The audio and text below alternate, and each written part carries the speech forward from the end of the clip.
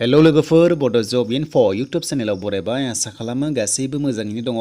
Indian अइलआव साख्रि ओंखारबावदों दा 10 first 12 first degree first apply खालामनो हागोन। गासै भेकेन्सिया 1968 दङ।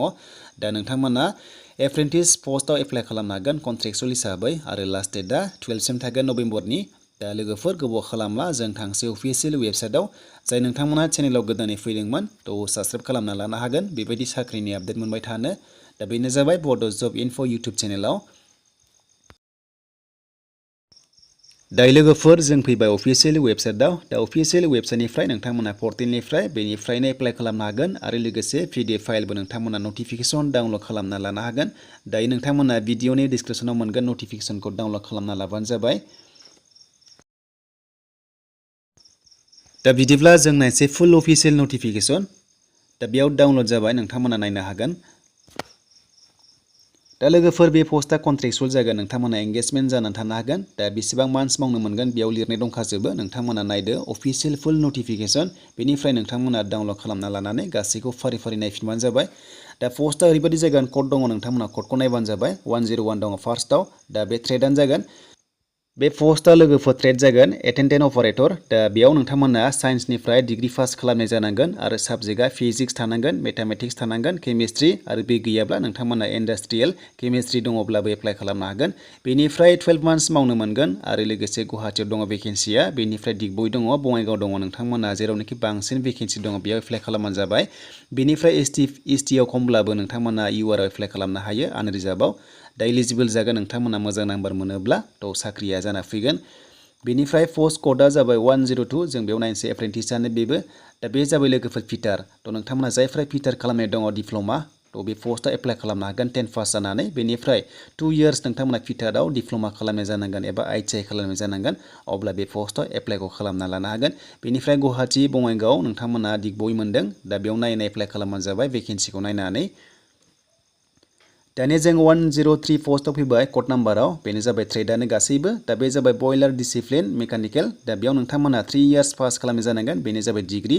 बे जाबाय साइन्सनिफ्राय फिजिक्स, मेथामेटिक्स, केमिस्ट्रि थानाय जानांगोन। अब्ला एप्लाइ खालामनो हायो। दा भेकेन्सिखौ नोंथांमोना नायनाय एप्लाइ खालामबानो जाबाय। गुवाहाटि दङ, दा बङाइगावबो दङ, बेनिफ्राय दिगबयबो दङ।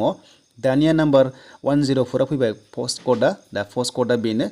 दा टेकनिशियान एप्रेन्टिस डिसिप्लिन केमिकेल। थ' बेयाव नोंथांमोना 3 इयार्स केमिकेल इन्जिनियार पास खालामनाय जानांगोन। अब्ला नोंथांमोना एप्लाइ खालामनो हागोन बे पस्टनि थाखाय। थ' नायनाय एप्लाइ खालामबानो जाबाय। दानिया 105 फैबाय टेकनिशियान एप्रेन्टिस डिसिप्लिन मेकानिकेल। थ' बेयाव 3 इयार्स डिप्ल'मा मेकानिकेल इन्जिनियार खालामनाय जानांगोन। अब्ला बे पस्टआव नोंथांमोना एप्लाइ खालामनो हायो। आरो लोगोसे दानिया 106आव फैबाय। दा 106आव टेकनिशियान एप्रेन्टिस डिसिप्लिन इलेक्ट्रिकेलाव नोंथांमोना 3 इयार्स डिप्ल'मा खालामनाय जानांगोन इलेक्ट्रिकेल इन्जिनियाराव। अब्ला बे पस्टआव नोंथांमोना एप्लाइ खालामनांगोन।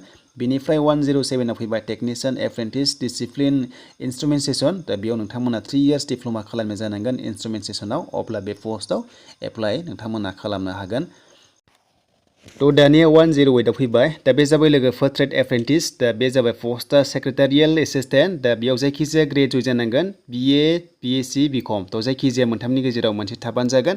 दा नोंथांमोना बे पस्टनि थाखाय इलिजिबोल जागोन। जायखिजाया ग्रेजुवेट जानाय लोगो लोगो नायै बेयाव एप्लाइ खालामदो। दानिया ट्रेड एप्रेन्टिस एकाउन्टेन्ट। थ' नोंथांमोना बेयाव BComनि खालामनाय जानांगोन एबा थ' नोंथांमोना कमार्सनिफ्राय पास खालामनाय जानांगोन। अब्लानो एप्लाइ खालामनो हायो। दा 110आव फैबाय।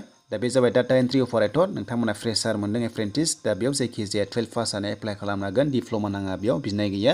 थ' बेयाव 12 पास एप्लाइ खालामनो हागोन। दा नोंथांमोना नायनाय एप्लाइ खालामबानो जाबाय। दा लास्टआव फैबाय ट्रेड एप्रेन्टिस। बेबो जाबाय data entry operator. Skill certificate holders थानाय जानांगोन बेयाव नोंथांमोना अब्लासो एप्लाइखौ खालामनो हागोन 12 पास जानानै।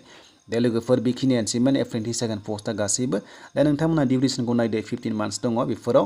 थ' बेनिफ्राय जों नायसै दानिया माखासे पार्सेन्टनि खोथा होदों। जायफ्रा नोंथांमोना 12 पास ग्रेजुवेट थ' नोंथांमोना ओरैबायदि बिनाय जादों। बेनो जाबाय 45% थानाय जानांगोन जोंनि STफ्रा लोगोफोर।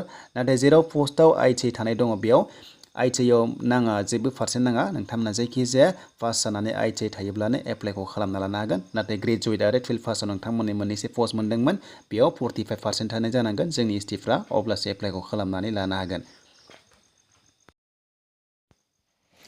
दानिया जों बैसोखौ नायसै दा बैसोआ एप्लाइ खालामबा 18 इयार्स जाथारनांगोन मिनिमामानो गाहायसिनानो आरो लोगोसे गोजौसिना 24 इयार्स नाथाय जोंनि एसटिफ्रा 29 इयार्ससिम एप्लाइ खालामनो हायो मानोना जोंनि एसटिफ्रा 5 इयार्स कनसिडार दङ थ' बेखायनो 29 इयार्ससिम जों एप्लाइ खालामना लानो हागोन दा बेनिफ्राय लोगोफोर एप्लाइनि लास्ट डेटआ माब्ला जों बेखौबो नायनोसै दा नोंथांमोना एप्लाइखौ खालामबाय थानो हासिगोन एप्लाइ स्टार्ट जाबाय दा बेनि एप्लाइनि लास्ट डेटआ जाहैबाय लोगोफोर नभेम्बरसिम थागोन नोंथांमोना एप्लाइखौ नभेम्बरसिम खालामना लानो हागोन बेनो जाबाय डेटआ लोगोफोर थ' नोंथांमोना नायदो नै स्क्रिनाव नुनो मोनदों दा लोगोफोर एप्लाइनि लास्ट डेटआ 12सिम थागोन नभेम्बरनि आरो माखासे कन्टेक्ट नाम्बार नोंथांमोना मोनदों बेनिफ्राय एप्लाइ लिंकखौ नोंथांमोना डिसक्रिपसनाव मोनगोन दानिया एग्जामा जागोन बेनो जाबाय टेन्टेटिभ डेट 21 नभेम्बराव जागोन बेनिफ्राय नोंथांमोननि रिजाल्ट ओंखारगोन डिसेम्बरनि 4आव आरो नोंथांमोननि डकुमेन्ट भेरिफिकेसन जागोन डिसेम्बर 13निफ्राय 20सिम आरो जेब्ला नोंथांमोना साक्सेस जायो अब्ला साख्रिया जाना फैगोन दा बेनिसिम लोगोफोर वेल इन्डियानि माखासे भेकेन्सिस दा नोंथांमोना मोजां मोनदोंबा लाइक खालामदो आरो गोदानै फैदोंबा चेनेलावबो साबस्क्राइब खालामना लादो बेबायदि साख्रिनि आपडेट मोनबाय थानो